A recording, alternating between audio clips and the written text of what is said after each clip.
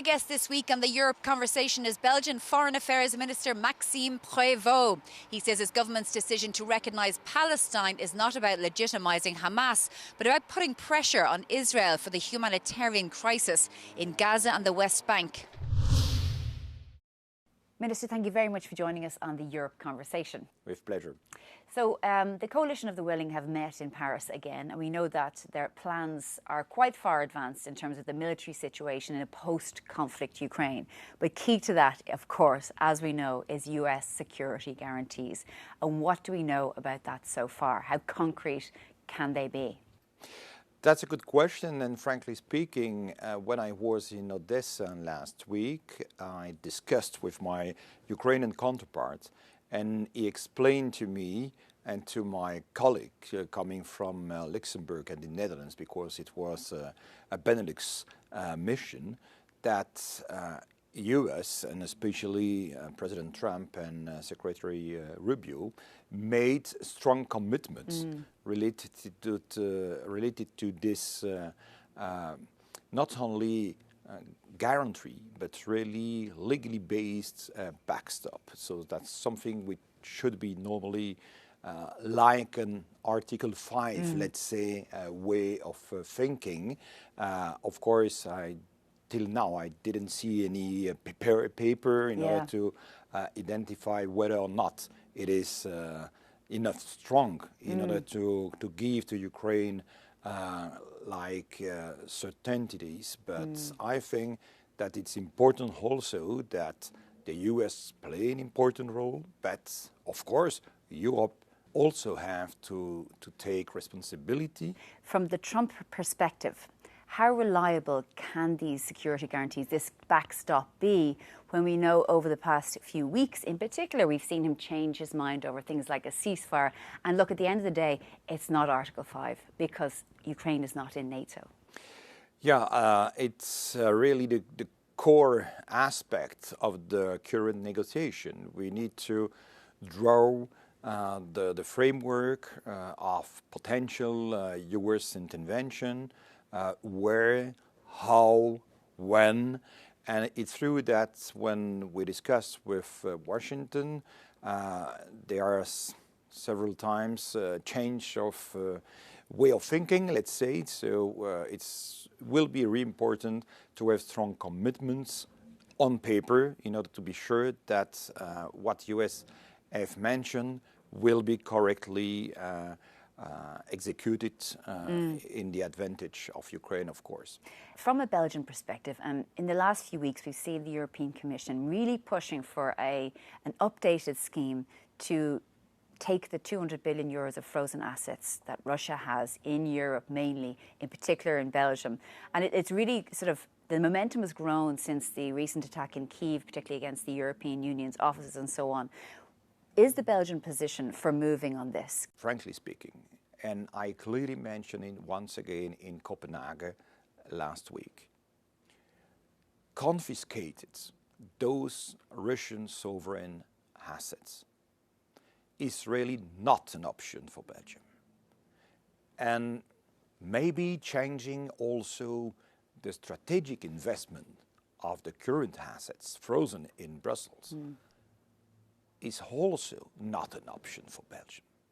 Because when we analyzed the two options, we have many experts underlying the high risk, both legal, financial risk it can generate if we decide to confiscate. Of course, it will be a very bad signal to other countries worldwide. Some of them also have assets, sovereign assets, in Brussels or in other places in Europe. And so we consider that confiscated those immobilized assets should trigger the financial places, should generate some disturbance and erode also the confidence, the trust in the euro. So it's really something that should create huge bad impact, systemic consequences Yeah. for the credibility of the European financial places, according also to the European Central Bank. So it's why I express the fact that Belgium will not take this risk and certainly not alone. Belgium has announced, you have announced as Minister of Foreign Affairs in Belgium, that Belgium will eventually recognise Palestine. First of all, the reaction to that from the Israelis for other governments since October 7th is that you're rewarding terrorism, because the offshoot of October 7th is that several countries have decided to recognise Palestine. What's your response to that criticism by the Israeli government? First, the context on the ground is really inhuman, especially in Gaza, when children, women, older people, and many citizens are starving. It's completely unacceptable. And I remind to the Israeli government that cutting off any humanitarian aid is a war crime. And so, saying the fact that the Israeli government intend to launch new processes, not only for the total military occupation of Gaza, but also for the expansion of new illegal settlements, especially in West Bank. We would like to send to the Israeli government, of course, but also the world diplomatic world, a strong political signal. But in the same time, we will consider that the moment for Belgium for officially recognize the state of Palestine will come later, when two conditions will be meet in order to avoid precisely to give the impression that we would like to reward Hamas.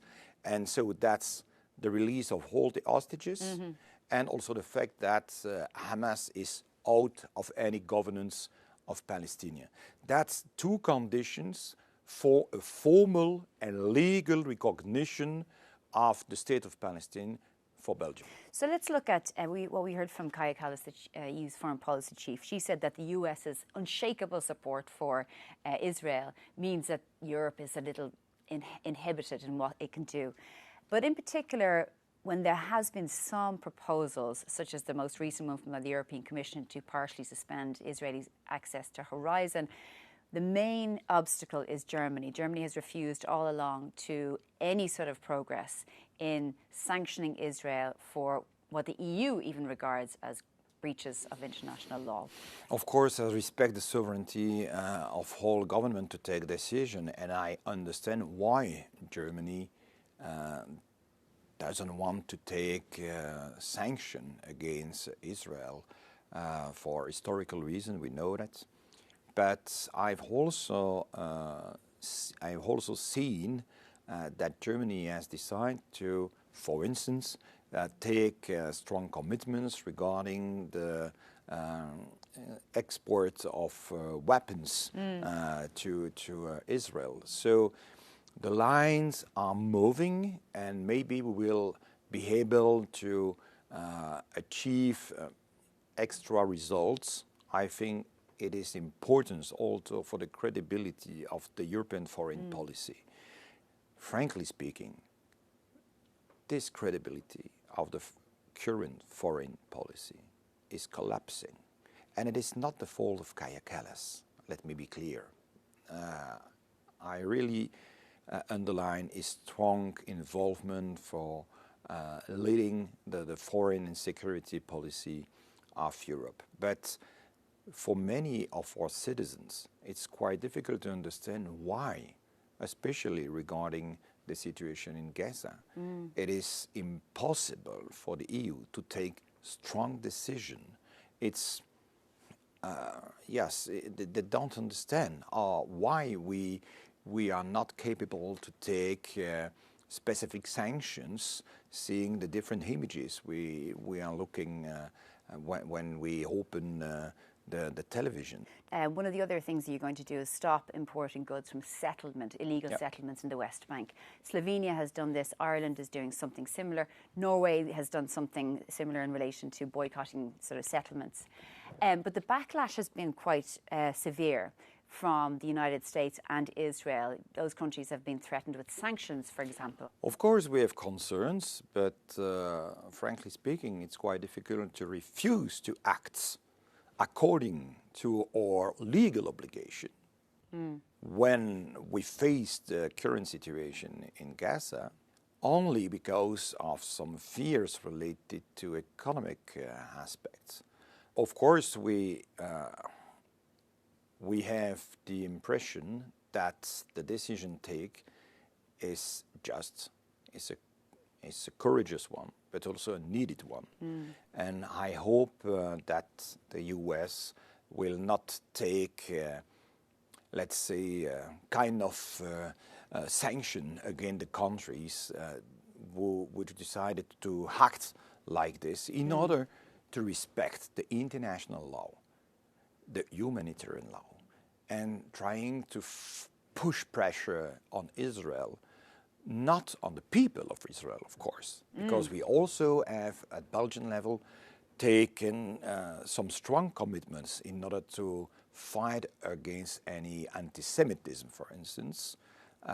But it's really one of the measures taken in order to fight against the current far-right extremist government and the way this government is acting against the Palestinians. Okay, Mاکسیم Prévost, Minister for Foreign Affairs of Belgium, thank you very much for joining us on the Europe Conversation. Thank you.